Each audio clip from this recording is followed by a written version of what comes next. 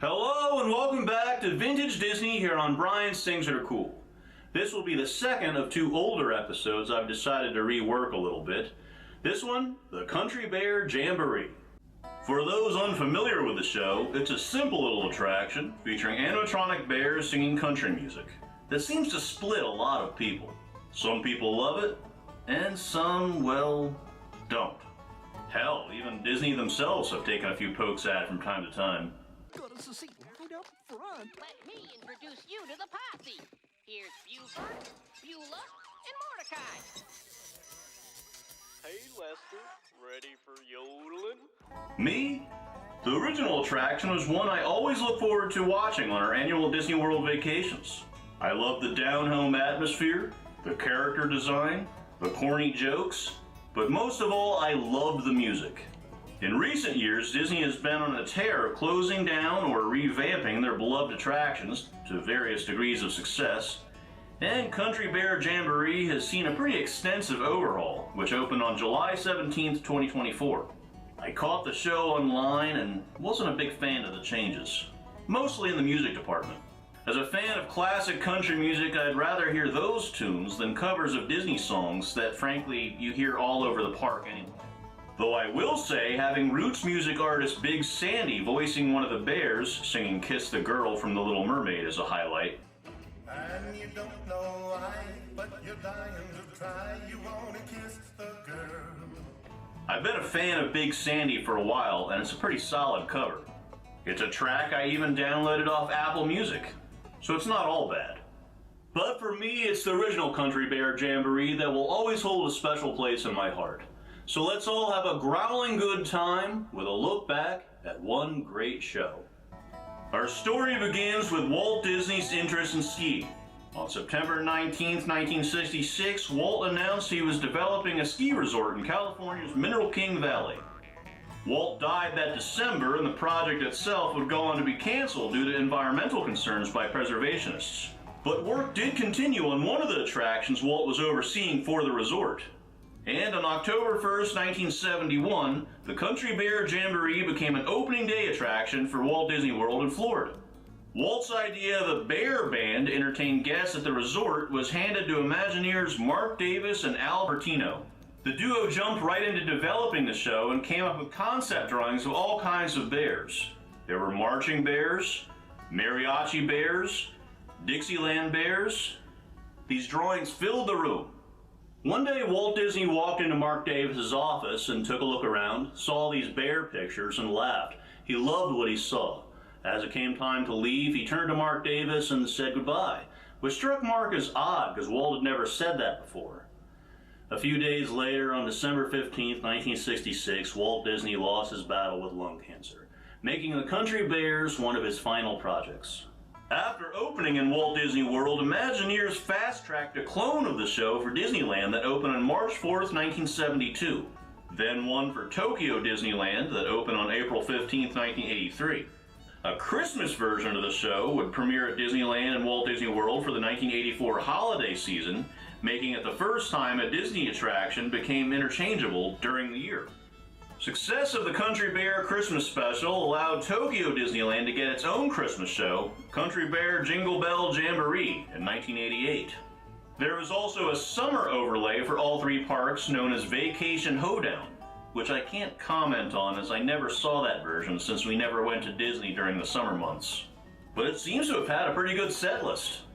The Disneyland version of the Country Bear Jamboree closed on September 9th, 2001 to make way for the Many Adventures of Winnie the Pooh, which seems to have a thing for taking over my favorite attractions. I still miss Mr. Toad's Wild Ride. And with Walt Disney World's recent overhaul, the only way to experience the original show is at Tokyo Disneyland. Well, there is the 1972 record release from Disneyland Records that features the full audio from the original show. And while we're on the subject, let's talk about the show itself and all that great music. The music for the original Country Bear Jamboree was produced and compiled by Francis Xavier Antencio, who also wrote the music for Pirates of the Caribbean and The Haunted Mansion. Working alongside music director George Bruns, the man behind the Ballad of Davy Crockett, the Country Bear Jamboree featured the best country and western music had to offer. Now, as with any project, there are going to be changes in development. In the case of Country Bear Jamboree, there were 2 songs that were considered but ultimately dropped. Henry and Wendell were originally slated to perform Homer and Jethro's The Funny Farm, but as Homer and Jethro's songs go, I guess Mama Don't Whoop Little Buford was the better choice. The other song, Johnny and Joni Mosby's You Make a Left and Then a Right, remained intact long into the show's development. So much so, Mark Davis actually drew the title cards that would have been shown during the song. It was the original song choice for the Sunbonnet Trio segment of the show, and gee, I can't understand why it was found to be inappropriate. I love you, but I'm tied down. Here's my address, please come around. You make a left and then a right. Go down 3 blocks, look for a light. And if it's on, come on in. But if it's off, he's home again. Okay, maybe a song about bear adultery would have rubbed people the wrong way. Along with some songs written especially for the show, like Bear Band's Serenade,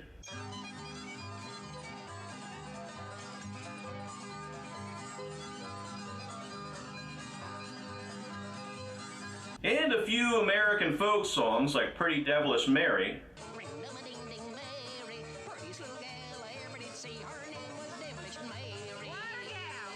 the Bears performed classic country songs like Henry and Wendell performing the Homer and Jethro classic Mama Don't Whoop Little Buford. Mama don't whoop little Buford. I think you should shoot him instead. Trixie with The Tears Will Be the Chaser for Your Wine. Tears will be the chaser for your wine. A country ballad which originally came to us from the Queen of Rockabilly herself, Wanda Jackson, in 1966. Terrence singing Buck Owens' 1968 #1 hit, How Long Will My Baby Be Gone?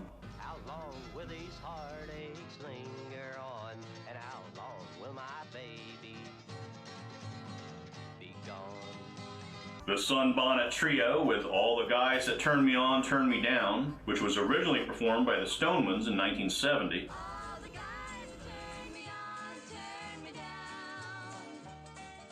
Ernest and the Five Bear Rugs doing an all-too-short version of Tommy Collins' 1966 song, If You Can't Bite, Don't Growl. Can't bite, don't growl. If you can't bite, don't growl. Teddy Barra performing Gene Shepard's 1967 country weeper, Heart We Did All We Could. Heart, we did all that we could. Henry providing the only Disney track in the original show, The Ballad of Davy Crockett. Davy Crockett, of the wild frontier. Then we get a little humor thrown into the mix with Liver Lips McGraw with My Woman Ain't Pretty But She Don't Swear None. A woman ain't pretty, but she don't swear none. She's kinda heavy, don't weigh a ton. And Big Al with Blood on the Saddle. There was blood on the saddle. Both songs originally recorded by Tex Ritter, the father of Three's Company star John Ritter, and are 2 of the funniest segments of the attraction, with Blood on the Saddle being arguably the most memorable moment of the show. For some reason, the powers that be decided to remove the song from the newest incarnation of the show. Come on, Disney.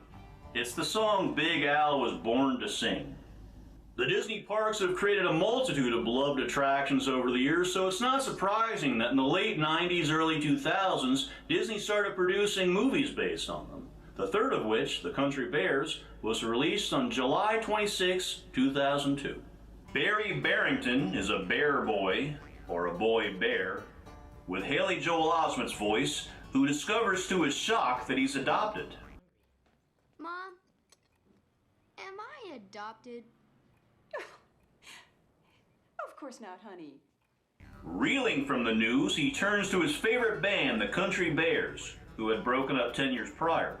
Feeling a connection to the Bears and their music, Barry decides to run away from home and heads to Country Bear Hall. When he gets there, he finds out from Big Al and Henry the Country Bear Hall is slated for destruction by a rather eccentric banker with a hatred for the bears named Reed Thimble. A role only the genius of Christopher Walken could bring to life. A reunion concert might just be the thing to save the concert hall, but each member of the group has gone their separate ways. So it's up to Barry to track them all down, get them back together, and save Country Bear Hall. Think the Blues Brothers movie with bears. Despite a lot of skepticism when Disney VP of production Brigham Taylor suggested adapting the attraction to film, the relatively low cost appealed to the higher-ups, and the movie was greenlit with the producer of Animaniacs, Peter Hastings, given the director's chair, in his directorial debut no less.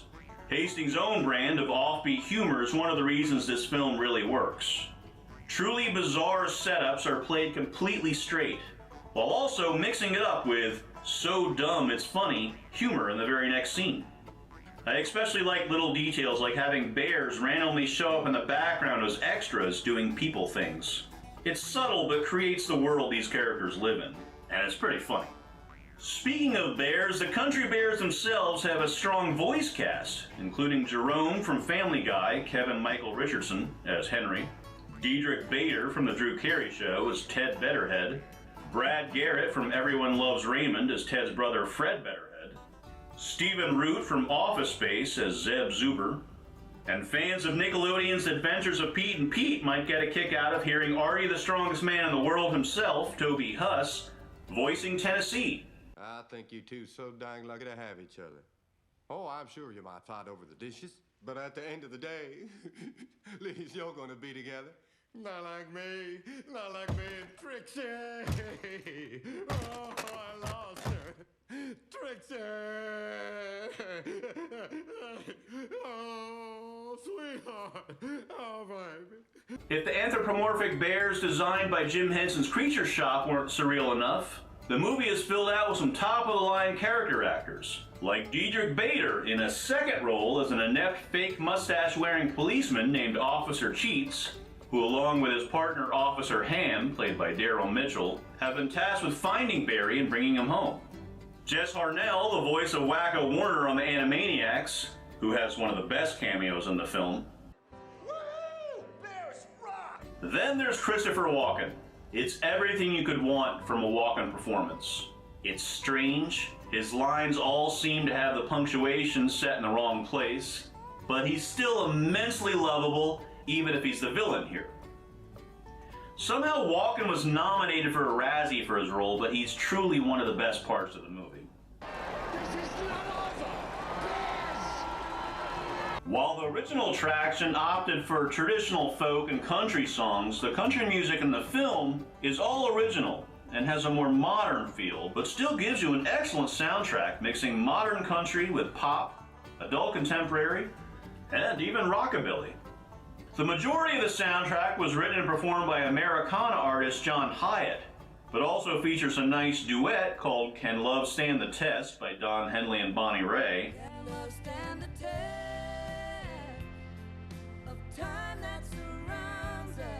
who also cameo in the movie while their songs being performed by Tennessee and Trixie. They're great. They were always great. Better than the Eagles.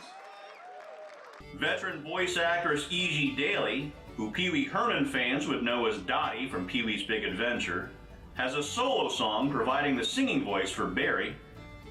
But one of the big draws for me is a song and on-screen cameo from one of my all-time favorite musicians, Brian Setzer, doing a duet with Stephen Root on I'm Only in It for the Honey. A fun little Devil Went Down to Georgia-esque type song with some of Setzer's expert-level rockabilly guitar. The Country Bears lost Disney $17 million at the box office. Critics tore the film apart, throwing around words like cliche, outdated, and inane. It's not the best by any means, but I've never understood the roasting it got. It has pacing issues here and there. The beginning moves very quickly into the plot, while the middle can feel a bit slow, but it's also a lot of fun to watch. While it can hit the familiar tropes of any family film from this era, it's not hard to get behind these characters. The Country Bears is one of the better Disney attraction-based movies, which can be hit or miss. I'd probably put it right behind the Pirates movies. If you're looking for a goofy little comedy with some great music, it's a movie that's certainly not too hard to bear. Thank you for watching. I hope you enjoyed my look at the Country Bear Jamboree. If you'd like to be kept up to date as to when I release a new video, go ahead, hit that subscribe button. And if you really want to be notified, hit that bell as well. I'm Brian, and I'll see you next time on Vintage Disney.